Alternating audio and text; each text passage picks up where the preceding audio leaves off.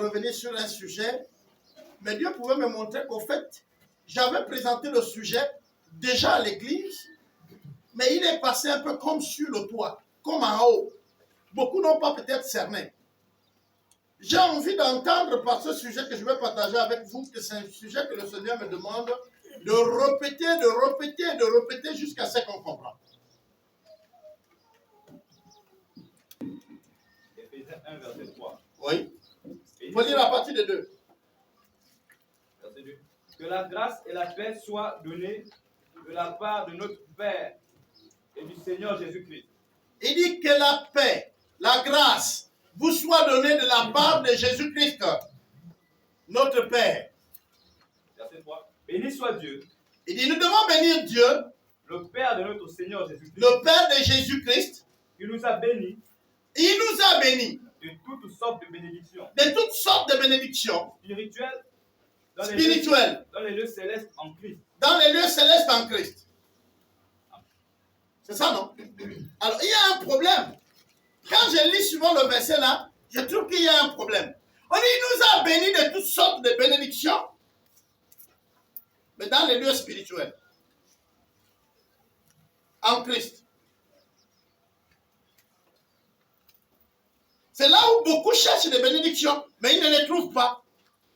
Parce qu'en fait, ils ne comprennent pas où toutes les sortes de bénédictions ils sont. Il dit, je vous ai donné toutes les sortes de bénédictions. Je vous ai béni de toutes sortes de bénédictions. Ce n'est pas écrit comme ça chez vous. Revérifiez. Vous savez, ce n'est pas pour rien que la Bible commence en disant que la paix vous soit donnée. C'est-à-dire, ne vous troublez pas. C'est pourquoi il commence à vous rassurer. Il dit, ne vous troublez pas. Hein? Ne vous troublez pas.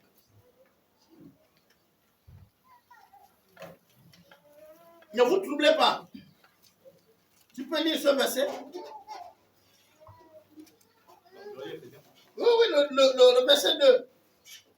Éphésiens 1, verset 2. Que la grâce et la paix vous soient données. La grâce et la paix vous soient données. Vous soit donnée. De la part de notre Père. De la part de notre Seigneur. Et du Seigneur Jésus-Christ. Amen. Pourquoi il dit que la grâce? La grâce est une faveur imméritée. On ne travaille pas pour avoir la grâce. Quand on nous fait grâce, c'est que nous n'avons pas fait quelque chose. Mais on nous la donne. Quelqu'un à la maison, je vais prendre. Les enfants ont la grâce de leur père tout le temps. Le père va travailler, il amène de l'argent. C'est vrai, vous avez appelé ça droit aujourd'hui, mais c'est une grâce. Il n'est pas obligé de s'occuper de vous. La preuve, c'est qu'il y a beaucoup d'enfants que les pères et les mères ne s'occupent pas. Vous savez, il y a des réalités au Gabon que nous pensons que ces réalités-là, ils sont mondiales. Il faut aller dans d'autres pays pour vous rendre compte qu'à ton âge, pendant que tu es en train de faire du banditisme à la maison, dans d'autres pays, tu es devenu maintenant un père. Tu as ta maison, tu dors au bord de la route, ou tu fais comment? Mais les parents n'ont rien à y voir de ta responsabilité maintenant. Je ne vous parle pas de l'Europe. Faites un tour à la RDC. Vous allez trouver des enfants de 8 ans, de 9 ans déjà à la rue. Ils dorment là-bas. On les appelle les enfants de la rue.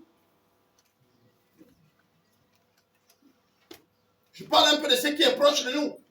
Sinon, on peut aller dans les pays autour de nous. Je parle du pays autour du Gabon. Pendant que toi, tu as 12 ans, 13 ans, 14 ans, tu as même 18 ans. Tu es dans la maison de ton père, mais il prend soin de toi.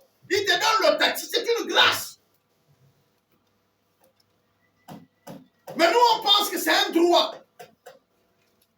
Parce que même la loi gabonaise, à partir de 18 ans, en réalité, tu ne restes pas chez moi. Je ne sais pas si vous comprenez. À 18 ans, si tu te soumets à moi, ça marche.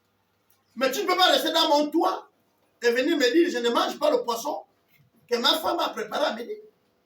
Si tu ne manges pas le poisson, je ne suis plus responsable. C'est ton choix. Et si tu me dis ça et que j'arrive à te payer le poulet, c'est une grâce que je te fais. Ce n'est pas un droit. Et surtout encore, si tu ne pars pas à l'école, ça dit que tu n'es pas scolarisé. C'est encore pire.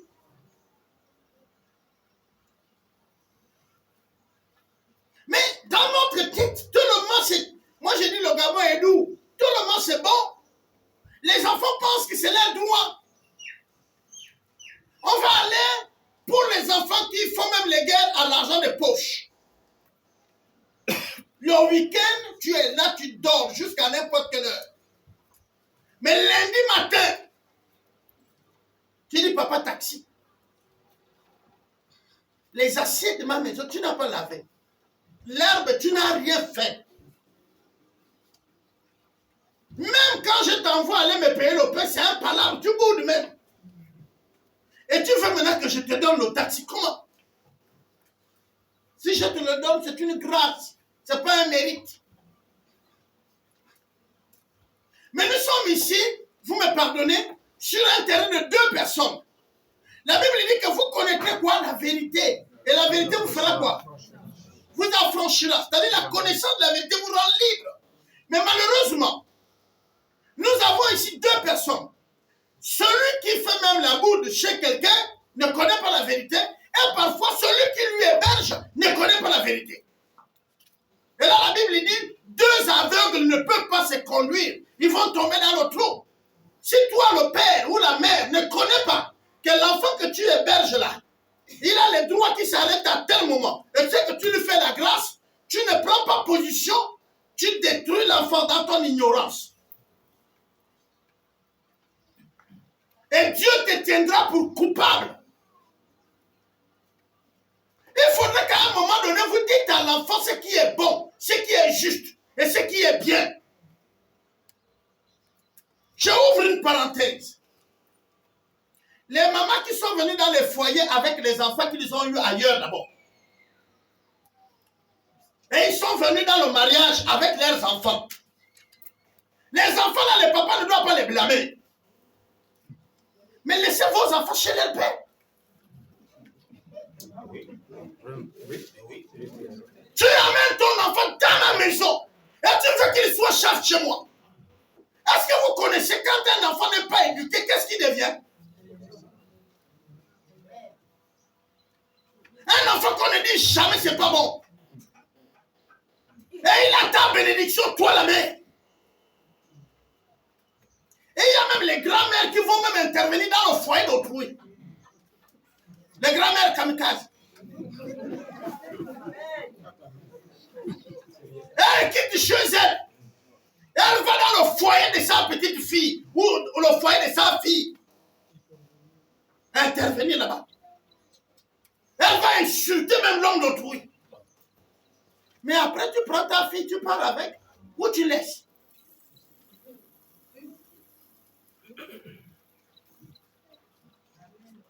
Et nous oublions que quand on donne une fille en mariage, la Bible dit que la personne se détache à vous.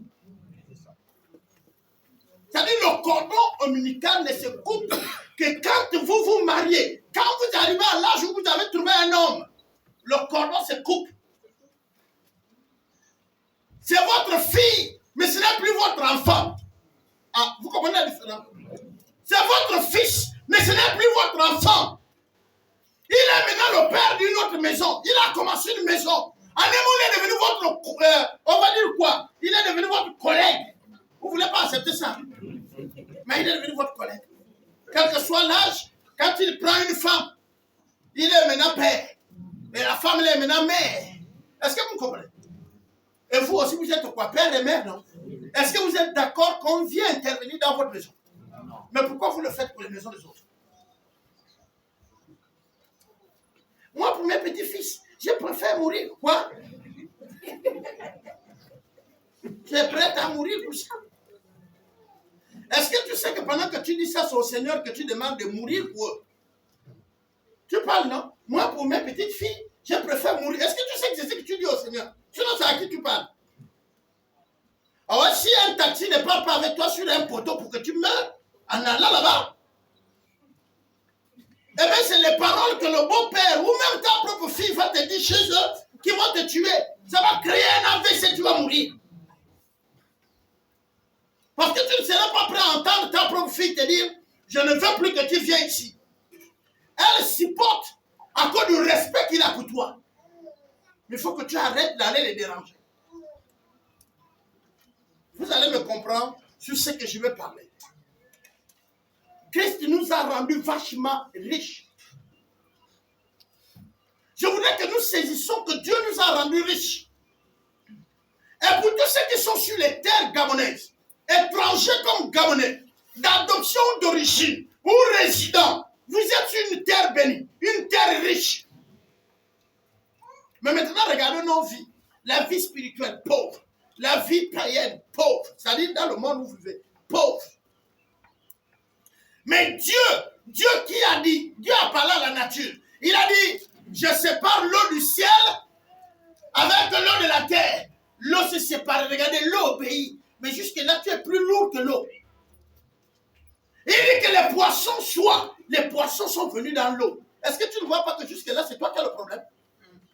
Il dit qu'il y a les lumières. Et que ces lumières-là soient des petites et les grandes. L'autre va gouverner la nuit et l'autre le jour, n'est-ce pas? Il fait jour. On connaît la lumière qui gouverne, n'est-ce pas? C'est le soleil. Mais pourquoi depuis qu'il a parlé sur ta vie, ça change? Alors c'est Dieu qui a un problème? Ou alors c'est toi qui as un problème? Parce que Dieu a parlé sur ta vie. Et il continue à parler.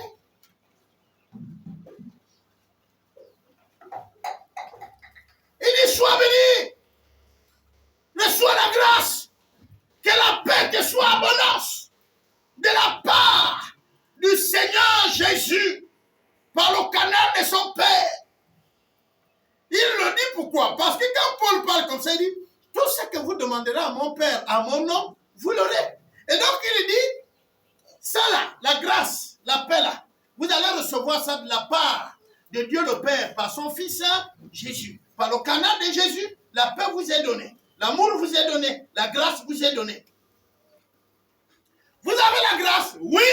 Ce matin, vous vous êtes tous levés. Personne ne méritait de respirer ce matin. C'est une grâce. C'est mettre debout. Même si tu as tiré le corps, mon frère, tu es là debout. C'est la grâce.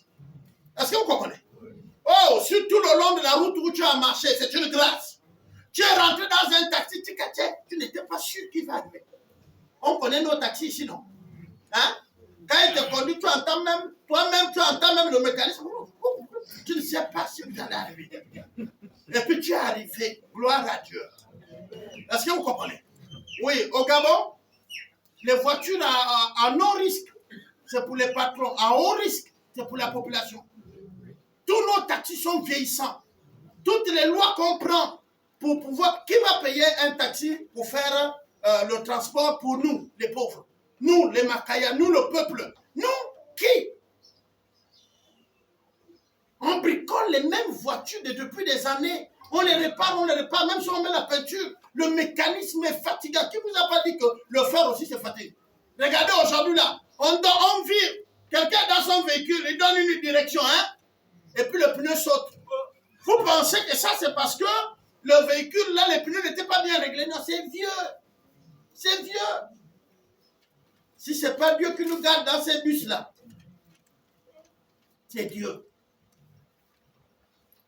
C'est Dieu.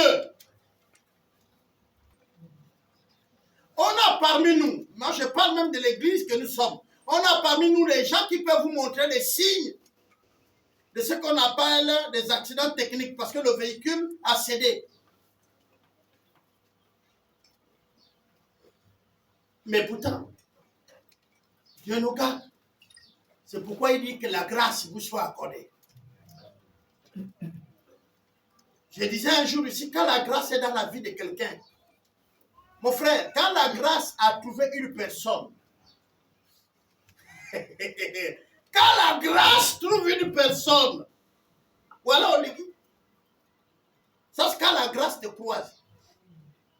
Je dis, voilà notre président, c'est la grâce qu'il a croisé. Vous n'allez pas, je vous dis, le président Bongo, le vieux Bongo là, c'est la grâce qu'il a croisé. Il n'y avait rien qui était écrit pour qu'il devienne président.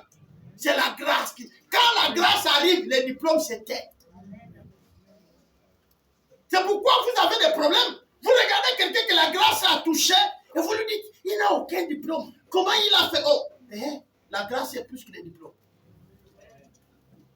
Vous comprenez ça? Quand la grâce vient dans ta vie, mon frère, Même ton pire ennemi te donne l'argent. Est-ce que vous me saisissez là? Quand vous allez comprendre ça. Une maman prie à la fin. Selon l'histoire, on dit que les Rosicruciens savaient qu'elle est chrétienne, ils ont amené la nourriture, ils l'ont donné. Beaucoup d'entre vous ont dit, oh non, de Jésus, non. Mais s'il vient me donner ce que Dieu les a touchés, je bouffe.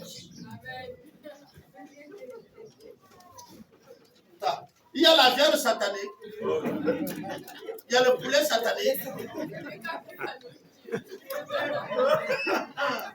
Dès qu'ils ont payé les cartons de nourriture et tout, ils viennent te donner. La Bible dit que tout est saint pour celui qui est saint. Eh non, ça ne dit pas pour celui qui a acheté. Ça dit pour celui qui bouffe. Il dit tout est saint pour celui qui est saint. Celui qui est saint ici, c'est celui qui bouffe. Et donc, ce qu'on lui a donné devient quoi? Sanctifié. C'est pourquoi il dit rendez d'action de grâce pour tous les repas. Action de grâce à qui? À Dieu. C'est-à-dire, c'est toi qui amènes le repas, mais j'ai béni Dieu. Je dis, moi, c'est le Seigneur, mon assiette est pleine, sois élevé. Et je bouffe. Ah oui, je mange. Toi, ça n'engage que toi. Si l'objectif que tu voulais atteindre, c'est quoi? Ça n'engage que toi. Je me rappelle que le vieux chef Bongo disait, c'est le moment de la campagne. Celui qui vient avec l'argent, il vous donne, vous faites quoi? Il ne disait pas voter moi, mais il disait, toi-même tu connais qui tu vas voter. Est-ce que quand il parlait, il disait c'est moi? Il dit, tu sais au fond de ton cœur qui tu vas voter. Et donc tous ceux qui vont amener l'argent, plein. Et pour... Mais il vous a parlé là d'une réalité spirituelle. Au plus profond de vous, vous connaissez à qui vous appartenez. Vous savez, pour appartenir à Christ, ce n'est pas les t-shirts, ce n'est pas les cris, ce n'est pas porter la croix. Au plus profond de toi, tu connais dans quel rang tu es. On est d'accord? Au plus profond de toi, tu connais à qui tu appartiens. Et donc, quand tu prends, tu connais. On ne peut pas se mentir. Qu'est-ce que je suis en train de vouloir dire ce matin? Je suis en train de dire, si vous demandez quel est le terme de ton message, c'est que nous sommes richement bénis en Christ. Et le mot c'est quoi? Être riche en Christ. Et nous sommes riches en Christ. Quand on parle d'une bénédiction, c'est quoi une bénédiction?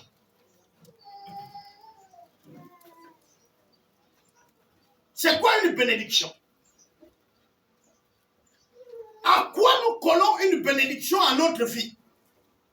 Vous allez vous rendre compte que la plupart d'entre vous sont bénis, mais ils ne savent pas qu'ils sont bénis. Nous allons partir doucement. C'est quoi une bénédiction? Qu'est-ce que vous entendez de la bénédiction? Beaucoup ont déplacé la bénédiction à ce qu'elle n'aiment pas. Avoir l'argent n'est pas une bénédiction. Savoir comment avoir l'argent est une bénédiction.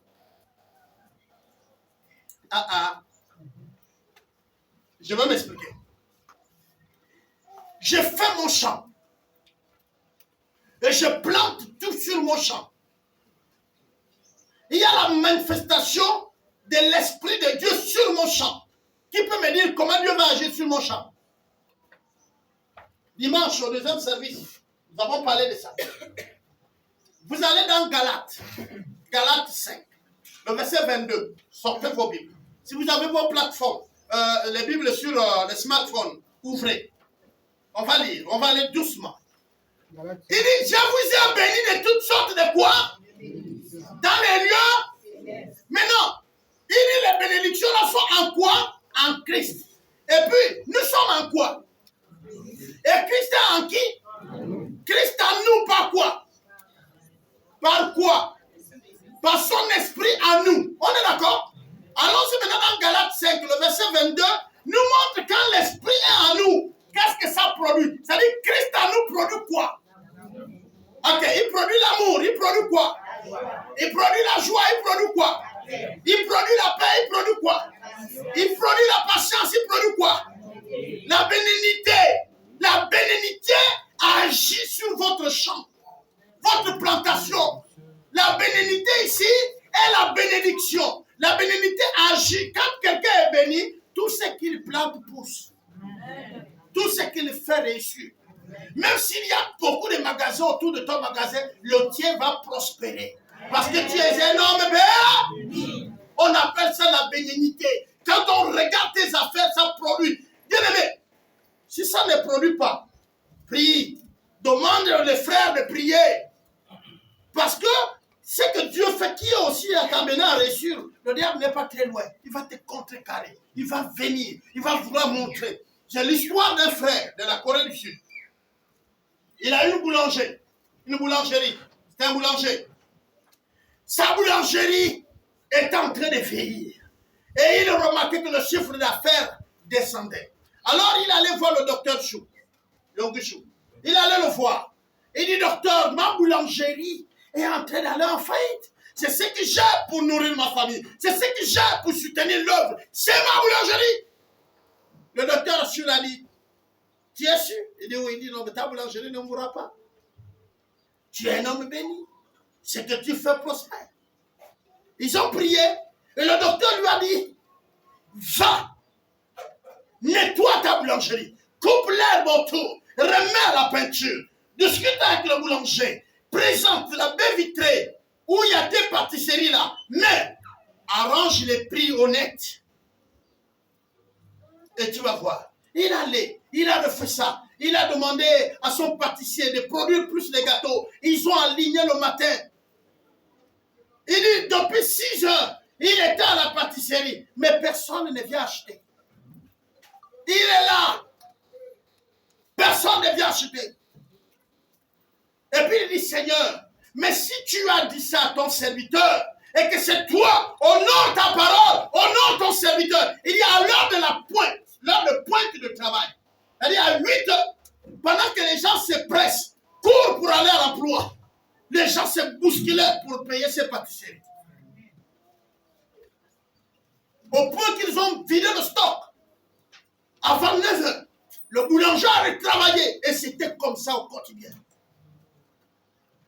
Dans certains milieux, on organise ce qu'on appelle une rencontre de la dégustation. C'est-à-dire qu'on fait les petits gâteaux, qu'on invite les gens, ils viennent manger. Et là, le Seigneur opère son miracle. Ton gâteau n'a rien à y voir avec les gâteaux des autres.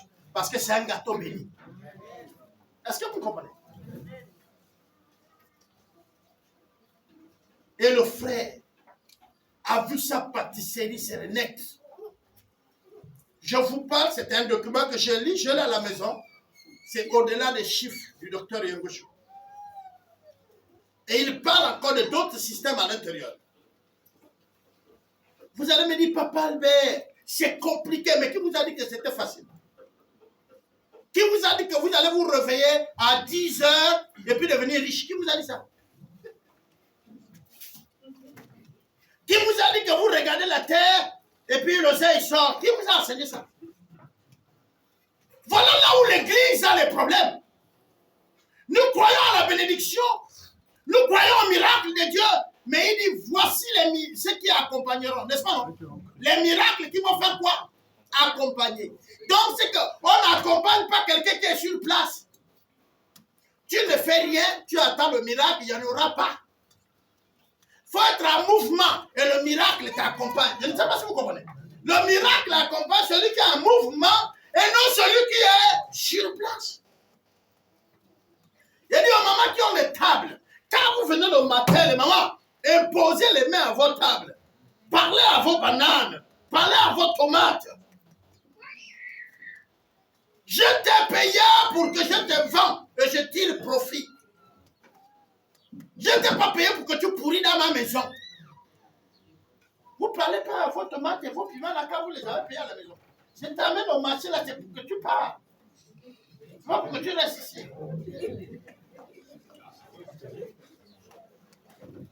Donc quand je vais te poser là, tu libères ma table au même moment. Et je tire profit de toi.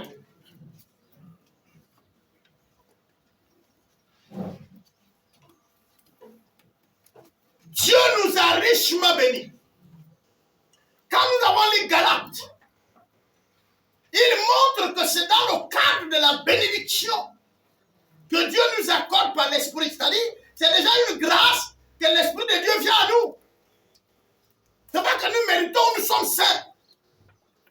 Lui-même nous sanctifie malgré nos imperfections pour pouvoir rentrer en nous. Est-ce que vous savez que c'est Dieu d'abord qui nous sanctifie? Nous n'avons pas les moyens de nous sanctifier nous-mêmes. Et que le vœu de Dieu, le désir de Dieu de nous voir réussir est plus grand que nous-mêmes. Un, c'est Dieu qui nous trouve. Donc il nous a sélectionnés pour être des chrétiens. Deux, c'est encore lui qui vient nous laver et nous purifier. Trois, c'est lui qui vient habiter en nous pour nous rendre capables de vivre sa vie. Sans lui en nous, nous ne pouvons pas vivre sa vie. Vous comprenez, tout c'est Dieu qui fait pour que nous, on en mérite. C'est pourquoi on appelle ça la grâce. Est-ce que vous comprenez ça? Parce que nous, on ne fait rien. Qui s'est sanctifié lui-même. Observez vos enfants à la maison. Vous les lavez. Tu vois, quand tu laves ton ami là, tu vois sa position, c'est comment? Prêt à partir, non? C'est comme ça que nous sommes avec Dieu. Dieu nous lave. Mais comme l'eau qui coule là, vous voyez l'eau quand on te lave, l'eau qui coule, qui tombe au sol là, c'est ce qui t'attire. Tu as envie de sauter dedans. Vous avez déjà vu vos enfants, non? Observez vos enfants et vos petits-fils. Ils ont envie d'aller jouer dans la boue qui est créée même par les mêmes eaux qu'on les a lavés. Libère-lui un peu la main, tu vas voir. Il va sauter dans la boue là. Et pourtant tu viens de le laver. Et parfois même il glisse, il tombe dedans. Tu fais quoi? Tu fais quoi? Tu le regardes. Tu le relaves. On est, n'est-ce pas, non? Tu ne te fatigues pas, non? Mais pourquoi le péché des autres vous fatigue? Non? Il a assez fait, hein?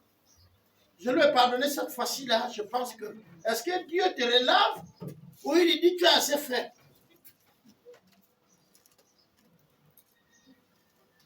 Si l'autre a assez fait, c'est que toi aussi tu as assez fait.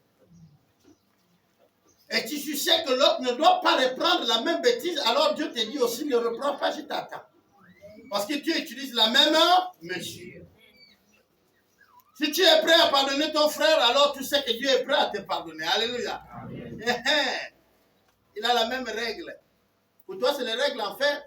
On lui dit fais les doigts comme ça, fais les doigts comme ça. C'était les enseignants, mauvais enseignants.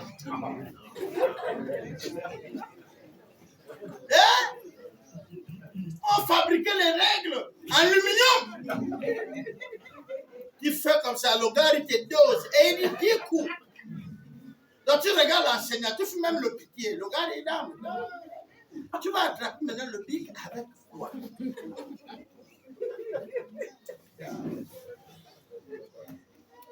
Et si ton père pouvait t'aider à abandonner, mais tu as abandonné. Parce que le matin là, on te dit l'école, tu dis non, le vieux. Le maître là est trop violent. Tu es là, petit bon, si c'est ça, accompagne-moi. Ah, tu te lèves, tu l'accompagnes. On va dire ici la faute revient au père, hein, non? C'est faux, hein, c'est l'enseignant. Beaucoup des enseignants ont aidé les personnes à quitter le banc de l'école. Ça, c'est rendre compte. Il y a des jeunes qui peuvent vous montrer des cicatrices sur leur corps. Moi, j'en fais partie. J'ai voilà. Les cicatrices des parents. Donc, vous comprenez que la grâce qui nous a offerte, elle est spéciale. Et j'aime le cantique. Il va me prendre, il va m'arranger et il va me positionner. Vous savez, les plus dangereux sur la terre, c'est les chrétiens. Ils ne croient pas ce qu'ils chantent. Ils ne croient même pas ce qu'ils lisent. Ils ne croient même pas le Dieu qui prie. Ils ne croient pas. Un fils du roi qui marche comme un esclave, c'est qui ne connaît pas ses droits. Regarde parmi nous. Oh, Dieu nous a richement bénis d'une grande bénédiction. Mais vous soupçonnez les frères là. Hein? Quand le frère a la voiture, tu regardes. Toi aussi. On est là, on est là. Il a fait comment? Ah. On est là. Et puis, souvent vous connaissez les histoires même que le propriétaire de la voiture ne connaît pas. Vous pouvez raconter comment il a eu sa voiture là. Et c'est un chrétien qui est au quartier. Tu ne vois. nous on prie Dieu. Tu sais, gens là, on les connaît. Elle, les païens, pourquoi? On les connaît. Il a vu la voiture où? Tu connais ses parents? Dieu nous a richement bénis. Mais nous-mêmes, on est les freins de nos bénédictions. Par l'incrédulité, par les doutes et l'inactivité. J'étais choqué. Un jour, je vois sur la toile, les taxis qu'on a payés aux jeunes Gabonais. Vous avez vu ça comme moi? Et puis j'ai vu des publicités. Est-ce que le taximan, c'est un travail? Le frère, permettez-moi d'enlever les lunettes. Au moment où nous parlons là, tu as quel travail? À midi, tu vas appeler un parent pour dire, tu peux m'aider là? Je n'ai rien à manger aujourd'hui, vous payez la maison. Moi, on te dit, prends le taxi. Tu refuses. Tu connais combien le taxi produit en un jour? Tu as dit que ce n'est pas le travail. Mais quelle ingratitude nous avons. Quand hier on vous matait, vous ne voyez même pas où même un caracas de voiture peut passer. Vous acclamez. Maintenant, quand on te dit voilà un véhicule neuf, fais quand même un geste de ton côté, prends-le, c'est ton bureau. Tu dis non. Chez moi, je ne vais pas parler, mais papa Moïse est là. Parmi les communautés qui vivent au Gabon, vous avez les docteurs, que ce soit en sciences ou en autre, qui fait taxi ici. J'ai un ami camerounais qui est architecte, il fait taxi ici. J'ai un ami qui a les quincailleries, c'est un médecin, docteur en médecine, mais il a les quincailleries ici. Mais c'est encore vous qui pensez que c'est l'école qui va vous amener à réussir. Vous ne connaissez même pas l'école. L'école, c'est quoi? C'est un système pour mieux servir celui qui est votre colonisateur. Si vous avez appris à compter, c'est pour aider vos parents quand ils vous vendaient ou quand ils vendent le sol. Si vous parlez le français, c'est pour être des bons interprètes quand ils vont venir. Vous croyez que c'est pour être quoi? Vous pensez que c'est pour être quoi? Pardonnez-moi. Vous pensez que tu as une licence, dis-moi, Master 2 en français. Pour faire quoi? Tu ne connais pas ta propre langue. Moi, j'écris mal le français, je ne mets pas les T, je ne mets pas les accents, je ne mets pas les points, je ne mets pas les virgules. Tu me critiques. C'est mal, hein? Tu n'as pas honte. Mais toi, ta propre langue de ton père et ta mère, tu ne connais pas. Ta langue que Dieu t'a donnée là, tu ne connais pas. Mais tu m'amènes un diplôme de la langue de quelqu'un d'autre. Professeur d'histoire. Tu ne connais pas qui a mis au monde ta grand-mère, mais tu connais Hitler qui est plus vieux que toute ta famille.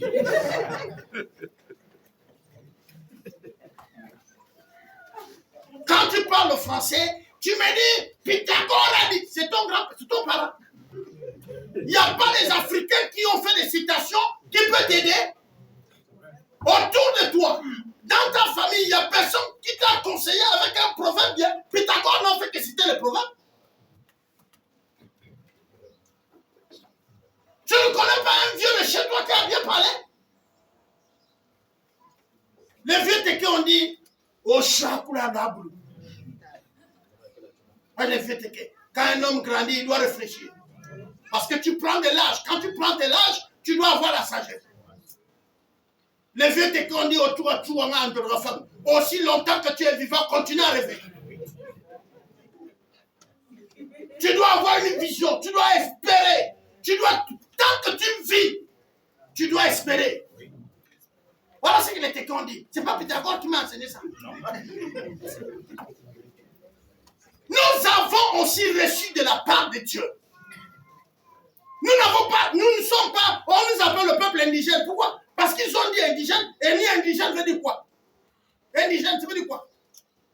Il n'y a pas les indigènes en Europe. Mais donc ils sont les indigènes parce que nous on ne connaît pas le mot là. Nous sommes les êtres humains, point barre. Qu'est-ce que nous faisons de notre richesse? Qui t'a dit que la richesse que tu es rien? Qui t'a dit que manger européen, c'est progresser? Regardez aujourd'hui, vous avez des cancers qui n'étaient pas nos maladies. Parce que vous êtes allé ramasser leur alimentation. Et là, vous dites, oui, quand on sort là, c'est ce que vous allez payer. C'est ça la différence.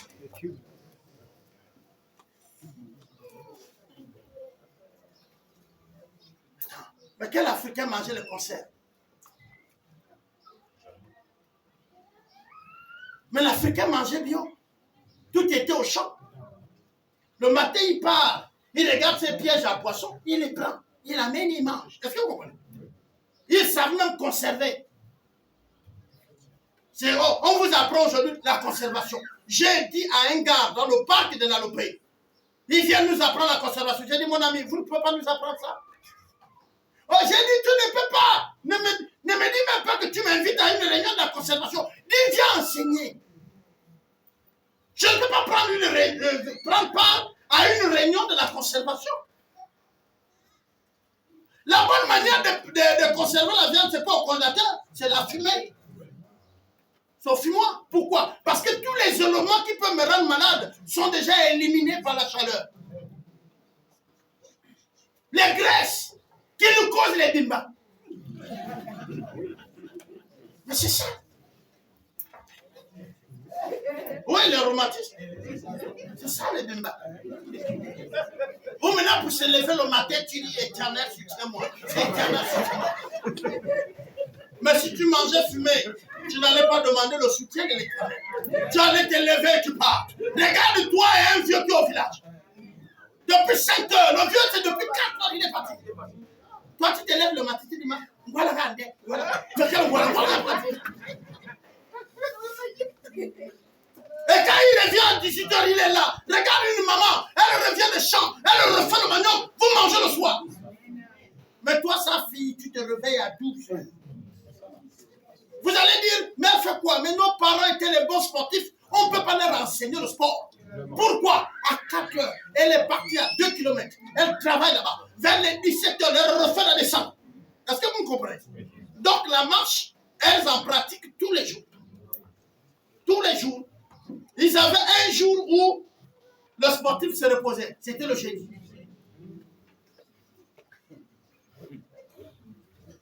Mais elle va le matin, elle revient le soir. C'est pas ce qu'on vous conseille maintenant aujourd'hui. Nous les gros là, on dit à papa, tu es possible de développer une maladie de cœur. Tu es déjà trop gros, il faut marcher les soirs. C'est pas ce qu'on nous dit. Mais si ma mère me dit, Albert, allons au champ. Elle dit, ah maman, toi avec la fin des champs, il faut laisser ça. Hein, non? Oh, c'est ce que le médecin me demande là. C'est d'aller au champ.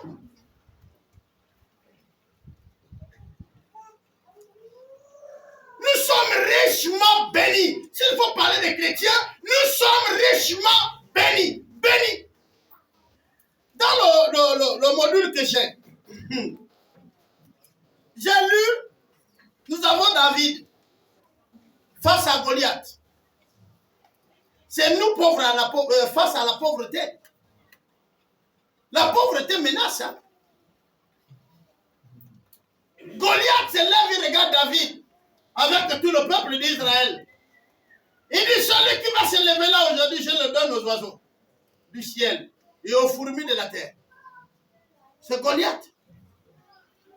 On ne ose rien faire. C'est à la jeunesse gabonaise et habitant au Gabon. Parce que même les étrangers qui ont mis leurs enfants au Gabon ici, les enfants se comportent comme nous. Ils veulent faire l'école pour travailler dans les visions des gens. C'est-à-dire, vos formations que vous faites, c'est pour dans ma vision. Moi, je crée l'entreprise. Maintenant, toi, tu fais l'école pour venir travailler dedans. Tu vas créer pour toi quand? Un agronome qui n'a même pas un jardin. Et tu viens me dire, je suis un agronome, tu dors faim. Ou tu payes les légumes qu'une maman a plantés. Tu n'as pas honte? L'agronomie, c'est ça. Si on dit que Je suis professeur agrégé. Tu viens dans la classe. J'ai dit à Serge. Moi, j'ai fait les jardins avec mes parents depuis 7 ans. Dites-moi, la pauvreté nous envoie au terrain. On plante, on fait tout. Depuis 7 ans, jusqu'à maintenant, vous voyez là, j'ai fait les plantations. Bon, toi, tu ne fais pas les plantations. Tu fais l'école. Tu arrives à l'université, à la première année d'université, tu fais maintenant, tu vas être en série de l'agriculture, tu vas à l'INSA. On est d'accord? 7 ans après, tu as un doctorat. 7 ans après, moi je suis né dans l'agriculture. J'ai 50 ans dans l'agriculture. Docteur, ouais, où mais? Toi, tu as fait 7 ans à partir de l'université. Moi, on t'appelle docteur, on te paye. Tu es docteur en quoi? Parce qu'on nous a appris des systèmes. On ne veut pas revaloriser ce qu'on a. La preuve, Graine est venu nous balayer toute la terre ici. Mais moi seul, je pouvais les mettre au défi. On prenait seulement les maquettes. On prend les vieilles là, les vieux. On vient dans un village. On dit la forêt là, on la prend pour l'agriculture maintenant du pays, puisque les terres nous appartiennent. On donne les vieux en saison sèche, les champs. On a dit on vous pointe la journée 5 000. Mais les vieux là vont nettoyer ça. Après, brûle. On dit au moment de planter, on va les payer. Vous allez regarder le champ là. Et vous allez regarder les champs des bulles, où les maniocs sont les nez.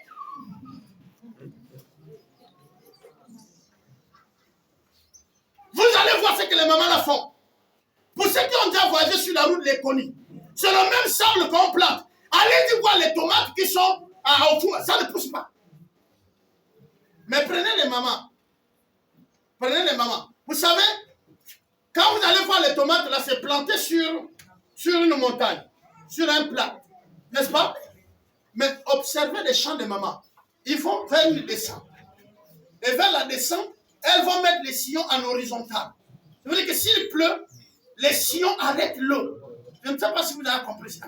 Mais il faut observer les sillons que les mamans font là-bas. C'est toi qui les as enseigné ça. La preuve, c'est que pour toi, ça vaut. Quand il pleut, tout part. Tout part. Et dès que le soleil vient, il dort, ça sèche. Mais quand tu regardes dans le champ de maman, les feuilles de manioc, regarde la grosseur. Tu te demandes, les mamans là arrosent, ils savent où ils font comment. C'est dans le même sable. Allez-y, vous allez voir. Quand la pente est comme ça, les mamans mettent les sillons de cette manière. Or, nous les agronomes, on a cherché là où c'est plat en haut. Et on a fait notre champ ici. Si elle m'écoute même, changer la place.